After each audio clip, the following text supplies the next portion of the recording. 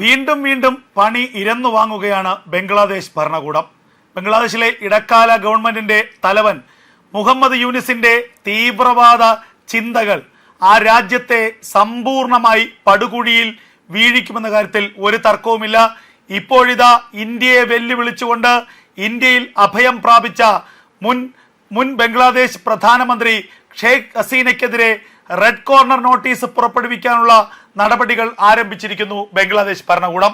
ബംഗ്ലാദേശ് സൈന്യം ഇന്റർപോളിന് കത്തെഴുതിയിരിക്കുന്നു. ഷെയ്ഖ് ഹസീനയ്ക്കെതിരെ റെഡ് കോർണർ നോട്ടീസ് പുറപ്പെടുവിക്കണം. മറ്റ് 11 പേർക്കെതിരെയും റെഡ് കോർണർ നോട്ടീസ് പുറപ്പെടുവിക്കണം.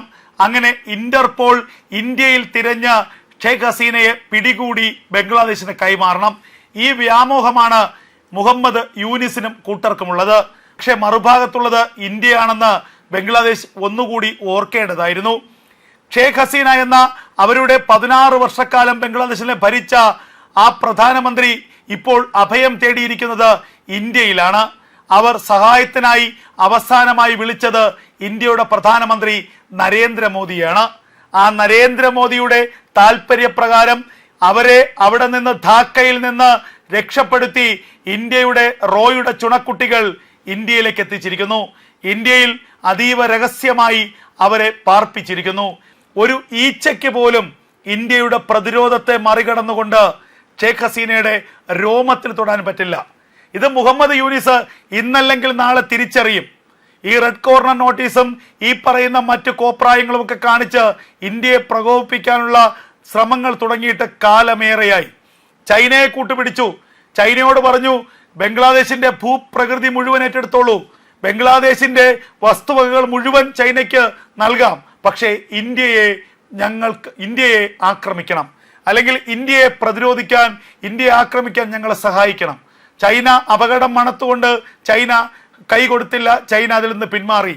അടുത്ത ദിവസം ചൈനീസ് വിദേശകാര്യമന്ത്രി പറഞ്ഞത്, ഞങ്ങളുടെ ഏറ്റവും അടുത്ത സൗഹൃദ രാഷ്ട്രം ഇന്ത്യയാണ്, ഇന്ത്യയുമായി ഭാവിയിൽ നല്ല വ്യാപാര ബന്ധത്തിൽ ഏർപ്പെടാൻ ഞങ്ങൾ ആഗ്രഹിക്കുന്നുവെന്ന് അടുത്ത ദിവസം ചൈനയുടെ വിദേശകാര്യമന്ത്രി പറഞ്ഞു. അപ്പോൾ അതിന് പിന്നിൽ വരാനിരിക്കുന്ന ഇന്ത്യയുടെ വളർച്ച ചൈന ചിന്തിക്കുന്നുണ്ട്. ചൈന അത് മുൻകൂട്ടി കാണുന്നുണ്ട്.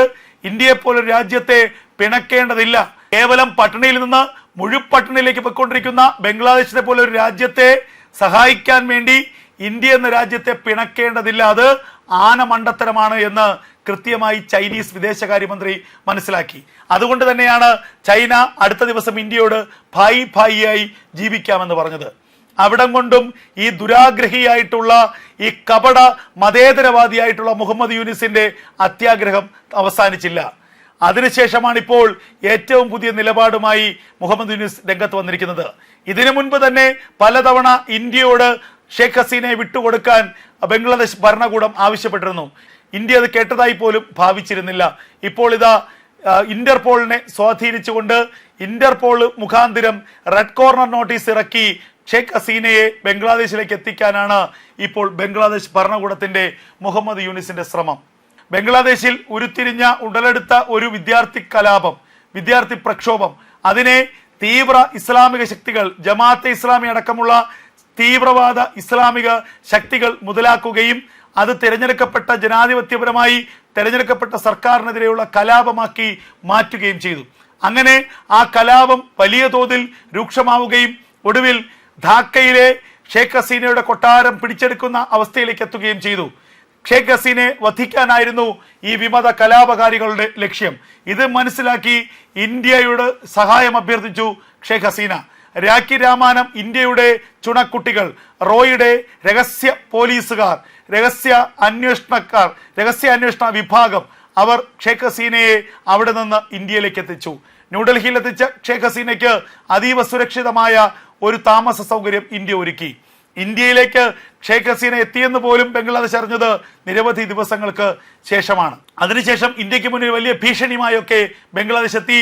ഷെയ്ഖ് ഹസീനയെ വിട്ടു നൽകിയില്ലെങ്കിൽ ഞങ്ങൾ ഇന്ത്യക്ക് കാണിച്ചു കൊടുക്കും, ഇന്ത്യയെ അങ്ങനെ ചെയ്യും ഇങ്ങനെ ചെയ്യുമെന്നൊക്കെ. അതിന് പിന്നാലെയാണ് വൻതോതിലുള്ള ഹൈന്ദവ വേട്ട, ന്യൂനപക്ഷ വേട്ട, വംശഹത്യ ബംഗ്ലാദേശിൽ അരങ്ങേറിയത്. ഇത് കൈയും കെട്ടി നോക്കി നിൽക്കാൻ കഴിയില്ല എന്ന് ഇന്ത്യ പറഞ്ഞു. ഒടുവിൽ ഇന്ത്യയിലെ RSS എന്ന പ്രസ്ഥാനം തന്നെ സ്വന്തം നിലയ്ക്ക് ഒരു മുന്നറിയിപ്പ് നൽകി. ഇന്ത്യയുടെ ഭരണകൂടമായിരിക്കില്ല ഇടപെടുന്നത്, ഞങ്ങൾ അതിർത്തി കടന്ന് അങ്ങോട്ടേക്ക് വരും. പിന്നീട് ധാക്കയിൽ ഇസ്ലാമിക ഭീകരവാദികളോ ജമാഅത്തെ ഇസ്ലാമിയുടെ വലിയ പുരോഹിതന്മാരോ ഉണ്ടാകില്ല. ഞങ്ങൾ എല്ലാത്തിനെയും തീർക്കും പറയുന്നത് RSS ആണ്. എന്തെങ്കിലും സംശയമുണ്ടെങ്കിൽ ആരോടെങ്കിലും ചോദിക്കുക. ഒറ്റ വാക്ക് മാത്രമേ RSSന്റെ വക്താവ് പറഞ്ഞുള്ളൂ. അതിന് പിന്നാലെ സ്വിച്ചിട്ടതുപോലെ ബംഗ്ലാദേശിലെ ഹിന്ദു വേട്ട, വംശഹത്യ നിന്നു. അമേരിക്ക പോലും അതിനു മുൻപ് പറഞ്ഞിരുന്നു. എന്നിട്ട് പോലും ഒന്നും നടക്കാത്തിടത്താണ് RSSന്റെ ഒരൊറ്റ പ്രസ്താവന മാത്രമേ വേണ്ടി വന്നുള്ളൂ ബംഗ്ലാദേശിലെ വംശഹത്യ നിൽക്കാൻ വേണ്ടി. അങ്ങനെ ഇന്ത്യ ഇടപെട്ടാണ് ബംഗ്ലാദേശിലെ താൽക്കാലിക സമാധാനം കൊണ്ടുവന്നത്.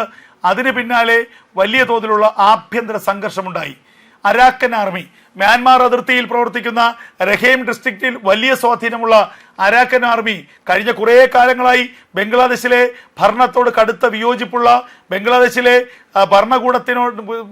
ഭരണകൂടത്തിന്റെ താല്പര്യങ്ങളോട് വലിയ വിയോജിപ്പുള്ള ഒരു സായുധ സംഘമാണ് അരാക്കൻ ആർമി. ആ അരാക്കൻ ആർമി ബംഗ്ലാദേശിനുള്ളിലേക്ക് കടന്ന് 4-5 ജില്ലകൾ അങ്ങ് പിടിച്ചെടുത്തു. ബംഗ്ലാദേശി സൈന്യം ഈ അരാക്കൻ ആർമിയുടെ ആക്രമണത്തിന് മുന്നിൽ പിടിച്ചു നിൽക്കാൻ കഴിയാതെ പിന്തിരിഞ്ഞോടി. ഒടുവിൽ തങ്ങൾക്ക് ആവശ്യമുള്ള അത്രയും ഭൂപ്രദേശം പിടിച്ച് അരാക്കൻ ആർമി ആക്രമണം അവസാനിപ്പിച്ചു. അപ്പോഴും ബംഗ്ലാദേശ് ഭരണാധികാരികൾ പറഞ്ഞത് അരാക്കൻ ആർമിക്ക് പിന്നിൽ ഇന്ത്യയാണ്. ഇന്ത്യയുടെ രഹസ്യാന്വേഷണ ഭാഗമായ റോയാണ്. റോയുടെ ഫണ്ട് ഉപയോഗിച്ച്, റോയുടെ ആയുധങ്ങൾ